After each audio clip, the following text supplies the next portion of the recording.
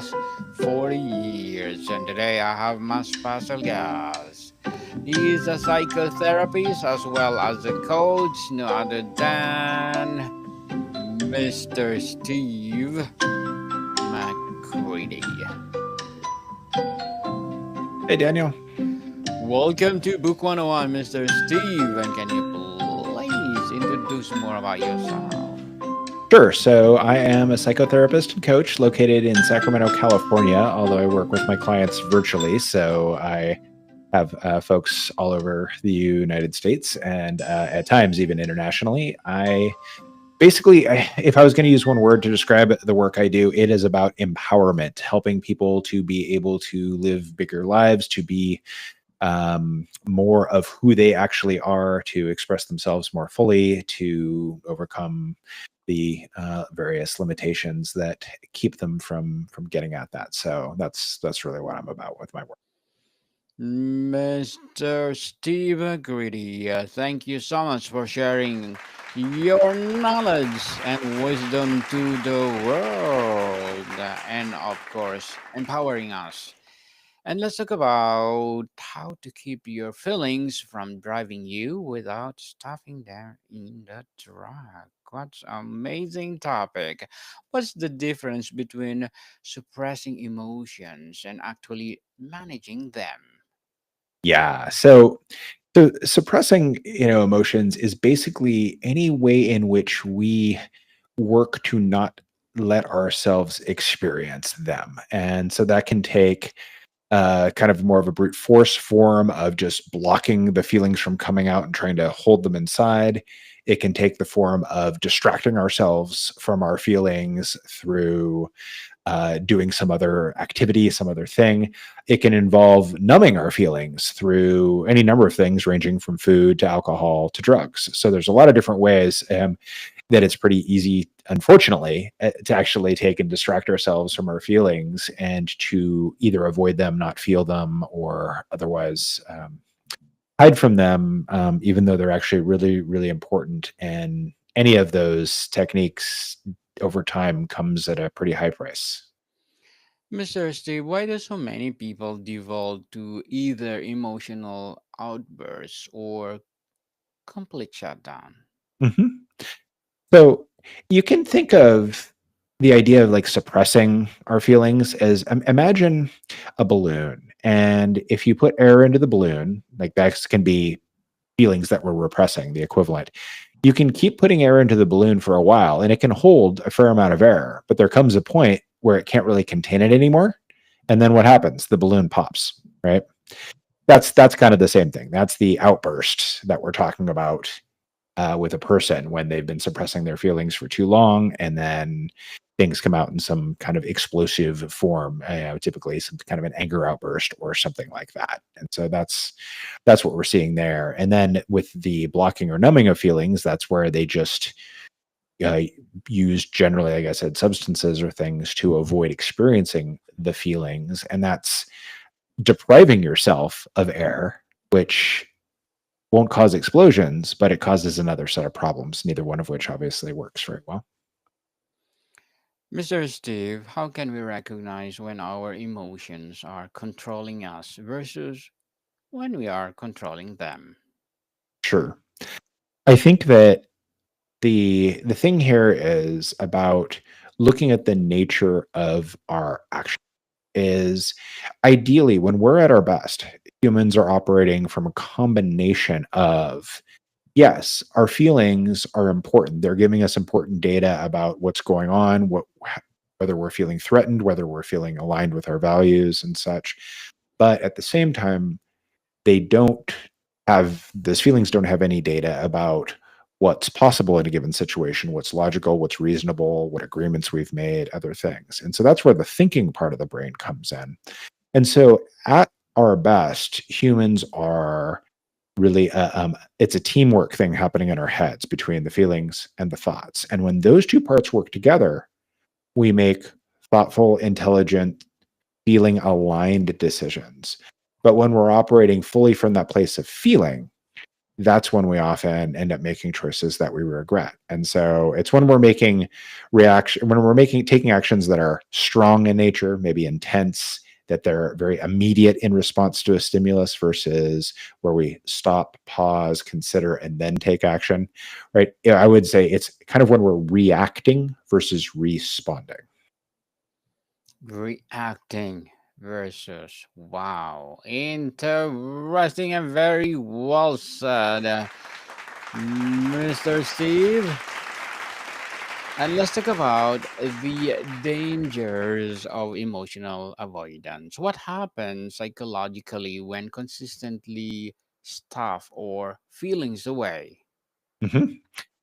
So again, depending on what we're doing with them, if we are suppressing them, that is a case where we're going to often end up with anger problems or some things like that. But another thing that happens, and this can happen either with where we're stuffing them or where we're numbing them, is we get disconnected from the world, we get disconnected from ourselves, and that tends to lead to depression.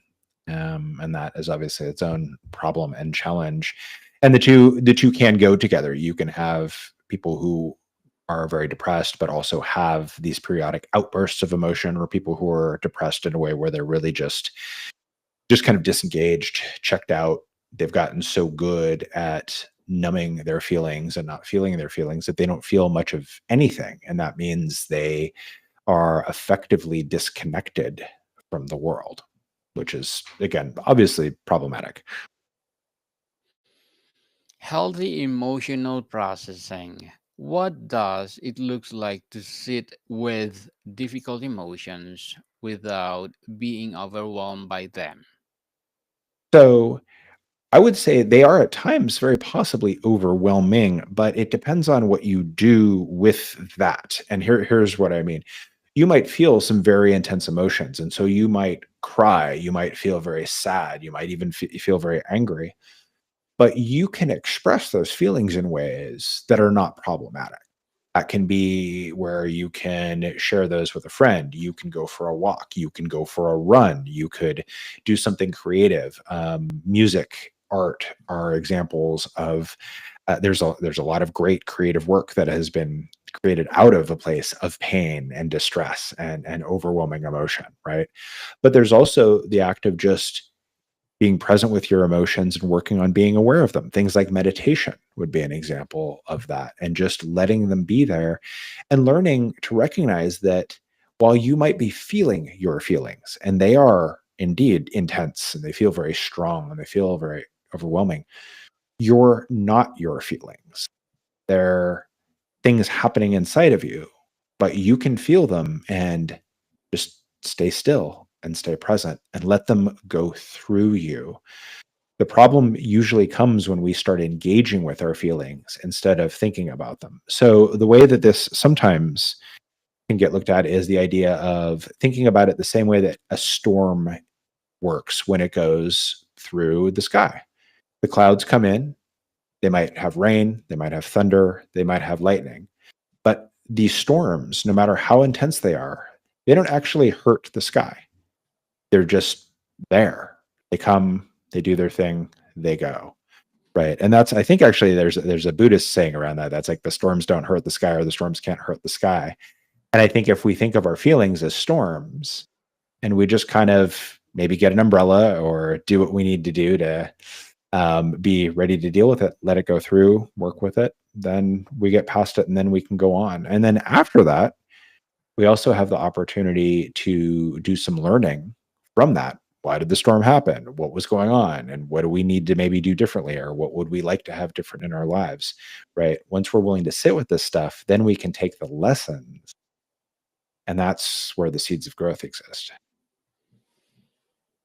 Can you walk us through your step by step process when strong emotions arises? Sure. So I think the first thing is making sure that you are able to get yourself in a place where you can just be able to experience those emotions. So that might be you need to, if you're depending on the situation, you might need to remove yourself from a situation. You might need to go to a quiet place. You might need to go for a walk. And then the thing that I always want to encourage people to do is if they need to get the excess energy out of their body. Like I know for myself, if I get really upset by something, I often need to go take a walk before I can actually do anything with it. I need to go take a walk. It doesn't have to be long, 15, 20 minutes, go take a fairly quick walk. And I find that that gets enough of the energy out of my body that I can then go, okay, and bring curiosity to the feelings. What's going on? Why am I feeling what I'm feeling? Why am I so upset or angry or sad or scared? What's going on? Are those feelings real? Because it's not even that they're not real. That's not the right way to put it. How accurate are these feelings? Because our feelings are rarely very precise. They tend to be kind of broad and raw. And so we have to go, well, what's really going on here? Right? Is that true? Is it really that? Or is it something similar? And when we get curious with them, then we can get a deeper, more accurate understanding. And once we know what we're really working with, then we can start to make decisions about what do I want to do with this? How do I want to deal with this? Is there an action I need to take? Is there something else I need to do? Is there a conversation I need to have? And then we can make a plan to go do that. And then that's how we take whatever that initial trigger was and turn it into a useful, constructive action that helps us on our journey and helps us get where we're trying to go. Indeed. And Mr. Steve, how can we create space between feeling an emotion and reacting to it? So there's the old cliche about counting to 10. And it's actually a really good strategy if you use it right, because what we know is this: the way that the brain processes input is the emotional brain gets it first. So the emotional brain gets the data first. It also processes faster than the thinking rational brain. And what we have to be careful about is that we create enough of a pause before we take action to ensure that the rational brain gets a chance to see the data, review the data, and get involved in the decision making. This comes back to the partnership I talked about earlier.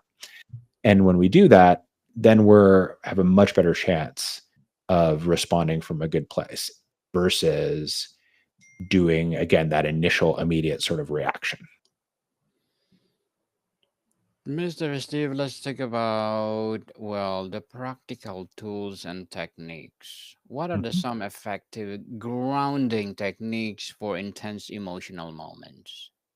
Sure. So I think that for some people, putting yourself someplace where you feel peaceful, and safe can be helpful. So that might be being in nature. It might be in a certain space in your house. So that's a thing that can help.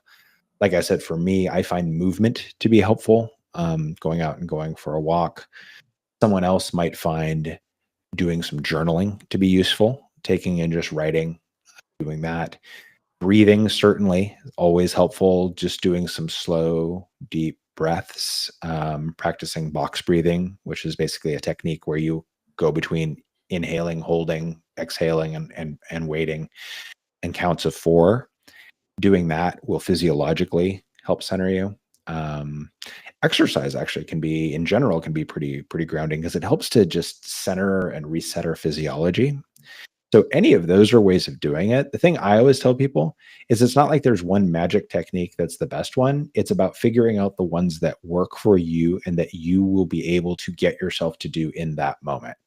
Because at the end of the day, there's a bunch of ways of getting there. It's just a question of having the ones that you can use reliably for you. Definitely. And what role does breath work play in emotional regulation? So we know that our physiology can have a very real effect on what's going on in our brain. If our heart rate gets too elevated, it can affect our brain functioning. If we're not getting adequate oxygen to our brain, it can affect our brain functioning. And so when we make conscious and intentional efforts to manage and control our breathing, it can help to take and again sort of reset and ground and center that physiology in a really helpful, useful way. Well, thank you for that empowering answer, Mr. Steve. Let's talk about the mindset shift. How can we reframe negative emotions as a valuable messengers rather than enemies. Sure. So it's usually not just one or the other, right? There's if we're internalizing something as negative, there probably is at least some element of danger to it. But the way I think it can be helpful to think about these things is there's usually both danger and opportunity, risk and possibility. And it's about taking the time to go, okay, what else is here? Like our brain will catch the dangers and threats typically. That's what our brains are wired to do. It's part of why humans have survived as long as we have. But we also can do the work of going, okay, how can I use this? Is there a possibility here? Even if it's just something that I can learn from an experience and take and grow, but there might actually be an unexpected opportunity. And so it's really just about taking the time to get curious beyond the negative part and go, what else is here? And to do the work to explore. Mr. Steve, as a psychotherapist and a coach, what are your short term and long term goals? Ultimately, it's about helping people. I think that we live in a world that that has a lot of things that get in the way from of us being connected to and having a healthy relationship with our feelings. And that really impacts people's ability to navigate through this crazy world and to do the things they're here to do. And so for me, it's about just connecting with more people who need help with that and helping them to be able to do that. That's the part that I'm trying to play in pushing things forward and helping us all to be able to get by. Good luck to your goals, Mr. Steve, and looking forward for more success. And what would be your piece of advice for those people out there want to be psychotherapists as well as a coach? I think it really comes down to this is it can be incredibly fulfilling and rewarding work. The getting to a place of being able to do the work, there's a lot of education and training involved. So one has to be ready to do that. And then one has to be really thoughtful, I think, about how you want to do it. There's a lot of different ways you can do the work, and they all have different choices and trade-offs. For example, for someone like me, I'm in private practice. I've never taken insurance. I've always, as a result, had to learn how to market myself. And that's a skill that I had to develop that I didn't have. And that's no one in grad school was telling me about that. And so really understanding beyond just the educational piece, like what are the things you have to do to be able to be successful in the way that you want to. And I think understanding that more deeply is good. And really recognizing that this is work it's not physically exhausting because we're sitting and talking to people, but it's emotionally can be very tiring, and you absolutely have to learn how to pace yourself energetically to be able to do it in a sustainable fashion. Fashionable. I like that, Mr. Steve, and thank you for that advice. Can you please recommend a book or books that influence your journey? Yes. So one of my favorite books as it relates to mental health and more specifically the topic of depression is a book called I Don't Want to Talk About It by Terrence Real. Terry is known more for his work in relationships, but this was his first book.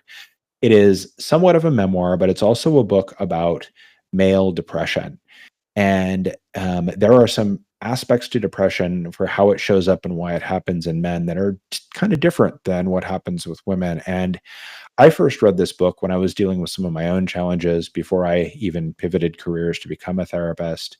It was really enlightening to me. It was very inspiring. It was very hopeful and helpful for me. I've read it like at least two or three times since, have recommended it to many, many, many of my male clients over the years that I've been doing this. And it's a great book because it's both very educational, it's very readable, it's very interesting, and I think it really gets you thinking about some things that happen at a societal level, like the way our society really does not support men having feelings and being vulnerable. Even still, it's not that's gotten better since he wrote the book, but it's still a problem.